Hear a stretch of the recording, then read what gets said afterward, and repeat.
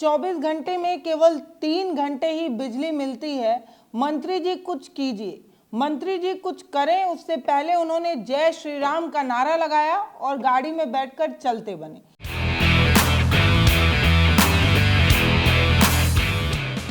बहुत लोग ये वीडियो देखकर आपत्ति दर्ज करा रहे हैं, कह रहे हैं कि आप ऊर्जा मंत्री हैं, आपकी जिम्मेदारी है कि आप क्षेत्र में बिजली आपूर्ति को सुनिश्चित करें, जो आपूर्ति को लेकर समस्या है उसको ठीक करें।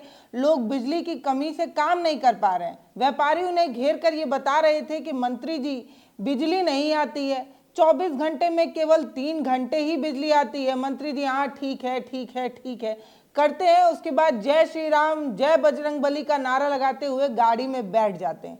इतना ही नहीं, हाथ उठाकर जय श्री राम का नारा लगाते हैं। अब बहुत लोगों को जिनको आपत्ति है उनसे ये पूछना है कि बटन तो आपने यही करने के लिए दबाया था ना। जब आपसे ये कहा था कि हम राम मंदिर बनवाएंगे तो आपने बटन दबाया था। जब जय श्री राम कहा था तब आपने बटन दबाया था। तो अब बिजली वाला काम लेकर मंत्री जी के पास क्यों जा रहे हैं? जिस चीज के लिए बटन दबाया था वही काम वो कर रहे हैं।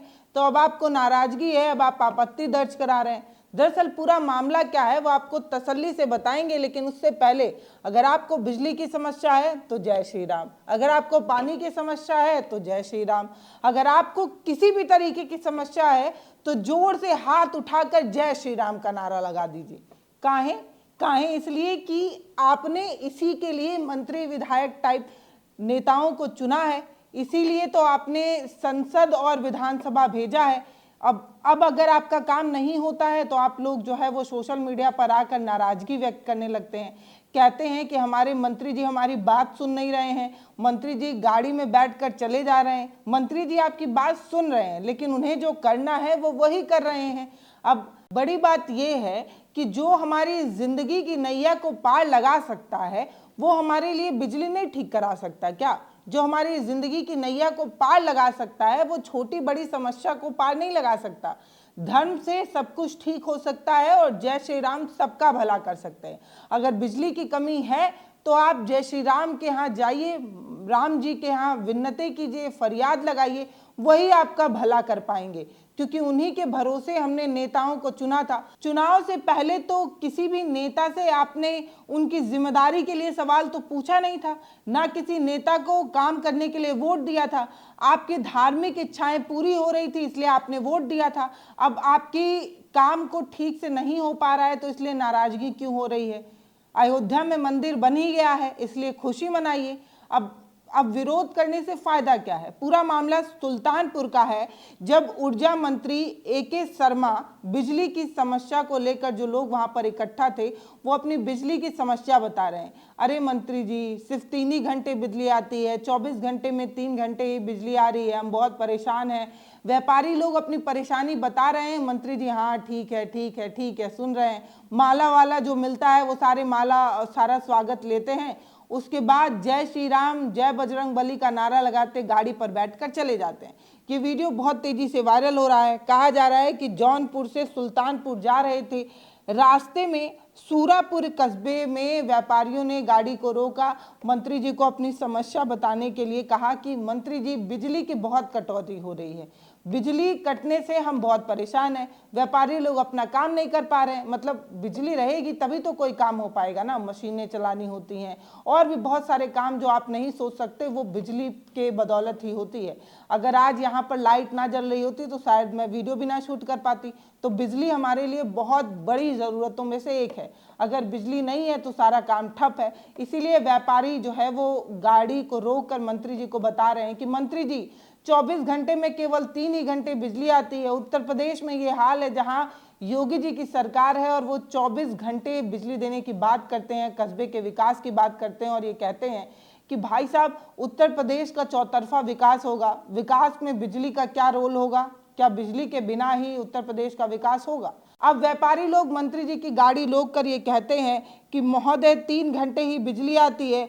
SDO ने बोर्ड लगाकर बिजली का समय भी तय कर दिया है, लिखा है 11 से 3 बजे तक ही बिजली मिलेगी। ये सारी बात व्यापारी लोग बता रहे थे कि उत्तर प्रदेश में भीषण बिजली जो है वो काटी जा रही है। एक तो भीषण गर्मी, ऊपर से बिजली की भारी कटौती। इस समस्या को लेकर व्यापारी लोग जो है जिम्मेदार मंत्री को गाड़ी से रोककर उनको पहले फूल माला से उनका स्वागत करते हैं, कुछ गिफ्ट वगैरह भी वो देते हैं, वीडियो में नजर आ रहा है। उसके बाद वो पीछे से अपनी बात बोल रहे होते हैं कि मंत्री जी लाइट नहीं आती है, मंत्री जी बिजली नहीं होती है। और आप देखिए कि मंत्री जी किस तरीके से हाँ ठीक है सुन लिया है वाले कार्यक्रम में नजर आ रहे हैं, जैसा कि नेता लोग करते हैं। लेकिन लास्ट में ना तो आश्वासन दिया, ना ये बताया कि उनकी बिजली की समस्या कब ठीक होगी। बस जय श्री राम और बजरंगबली का नारा लगाते हुए गाड़ी में बैठकर निकल गए। इसको लेकर लोग जो है अलग अलग तरीके से नाराजगी व्यक्त कर रहे हैं। लेकिन मेरा उनसे कहना है कि भैया नाराज काहे होते हैं, जब आपने जिम्मेदारी उठाने के लिए उन्हें चुना ही नहीं है, जब आपने ये कहा ही नहीं है कि आपको हमारी समस्या सुननी होगी, तो अब उनसे अपनी समस्या क्यों बता रहे हैं, अब आप उनसे नाराज क्यों हो रहे हैं? ये सब गलत बात है भाई। इस तरीके की नाराजगी नहीं करनी चाहिए, इस तरीके से आपको नाराज नहीं होना चाहिए। फिलहाल धर्म की आड़ में आपके मुद्दे को कैसे छुपाया जाता है उसका नायाब उदाहरण ये एक है। और ये एक तरफा या एक उदाहरण नहीं, ऐसे बहुत सारे उदाहरण देखने को मिलते ही रहते हैं। अब मेरे बहुत सारे दोस्त जो हैं जो इस वीडियो को देख रहे हैं वो नाराज हो जाएंगे, सोशल मीडिया पर आकर लिखने लगेंगे कि अरे अरे विपक्ष की टूल किट है, विपक्ष या विपक्ष के लोगों के कहने पर इस तरीके के मुद्दे उठाती है, सरकार का विरोध करती है। कहते रहिए, फर्क नहीं पड़ता। लेकिन बड़ी बात यह है कि एक नेता की जिम्मेदारी होती है कि वो अपने संसदीय क्षेत्र में अपने लोगों की समस्या सुने। भाई साहब, आप ऊर्जा मंत्री हैं, आपकी जिम्मेदारी बिजली से जुड़ी आपूर्तियों को पूरा करने की है।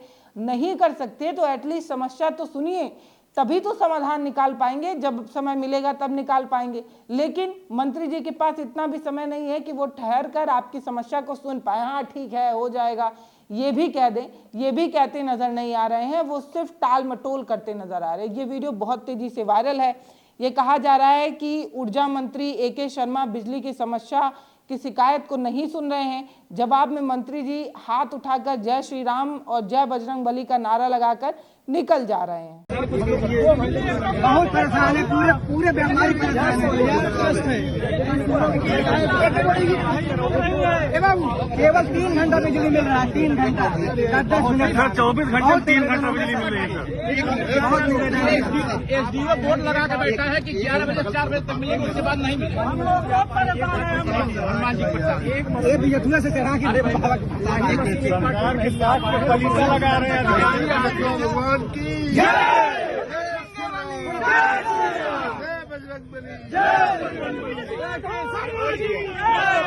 आप सभी को पता है कि गर्मी का समय चल रहा है, ऐसे में बिजली की मांग बहुत ज्यादा बढ़ जाती है। उत्तर प्रदेश जो सबसे बड़े राज्यों में से एक है, वहां पर बिजली की डिमांड ऐसे भी ज्यादा रहती है और गर्मियों के समय में ये डिमांड बढ़कर और ज्यादा हो जाती है। ये पहली बार नहीं है जब उत्तर प्रदेश में बिजली कटौती की समस्या से लोगों को परेशान होना पड़ रहा है। हमें हर साल ही बिजली की समस्या से जूझना पड़ता है क्योंकि उत्तर प्रदेश में बिजली की डिमांड बहुत ज़्यादा है और उसकी आपूर्ति नहीं हो पा रही है। दरअसल केंद्रीय विद्युत प्राधिकरण 2023 की एक रिपोर्ट है, उस रिपोर्ट में इस बात का दावा किया गया। उस रिपोर्ट के अनुसार मैं आपको बता रही हूँ, ये केंद्रीय विद्युत प्राधिकरण की ही रिपोर्ट है। उसमें बताया गया है कि गर्मियों के महीने में उत्तर प्रदेश में जो बिजली की मांग है वो अपने चरम पर होती है। 2000 मेगावाट की कमी रहती है, इस तरीके की बात कही जा रही है। मतलब 2023 में ही 2000 मेगावाट की कमी उत्तर प्रदेश में बिजली की थी और अभी 2 साल और बीत चुके हैं, 2025 में हम रह रहे हैं।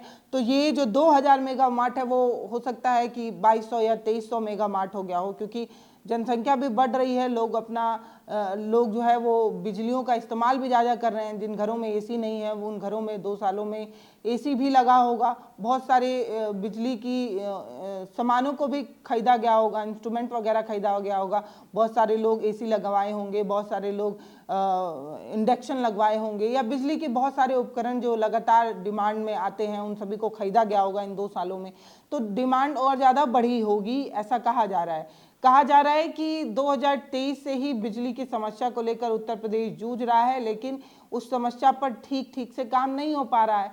ना तो बिजली आपूर्ति के लिए जिम्मेदार लोग ठीक से काम कर पा रहे हैं और ना ही हमारी डिमांड को पूरा करने के लिए ठीक से काम इसलिए नहीं हो पा रहा है क्योंकि आपूर्ति नहीं हो पा रही है। कोयले की खासा कमी है और ये सारी चीज़ें कही जा रही हैं। हालांकि सरकार ने सोलर पैनल को आगे बढ़ाने के लिए कई मुहिमें चलाई हैं, कई प्रोग्राम चला रहा है, लोगों को जागरूक किया जा रहा है कि आप सोलर पैनल का इस्तेमाल करिए, सूरज की किरणों से बिजली का इस्तेमाल करिए, ताकि जो प्राकृतिक चीज़ें हैं जैसे कोयला और इन सब चीज़ों से जो बिजली उत्पन्न होती है उसका डिमांड कम हो सके।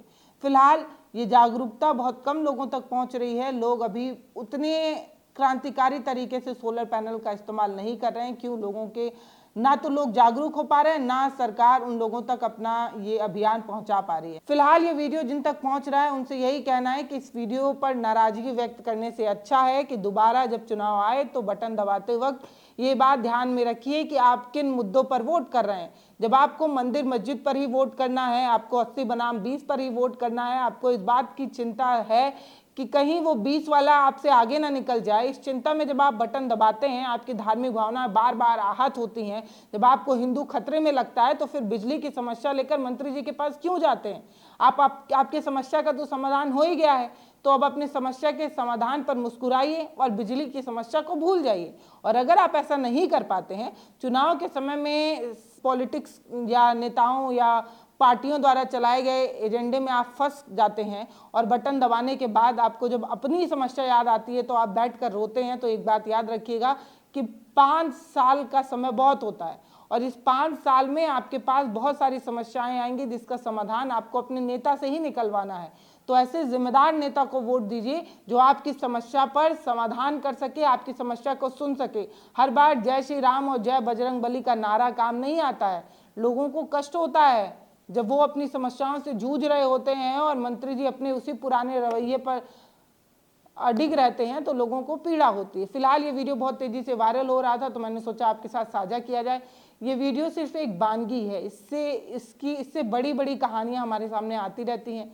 फिलहाल इस वीडियो पर आपकी जो भी राय हो वो आप हमें कमेंट सेक्शन में लिखकर ज़रूर बताइएगा। वीडियो को शेयर करिए, चैनल को सब्सक्राइब ज़रूर करिए। बहुत धन्यवाद।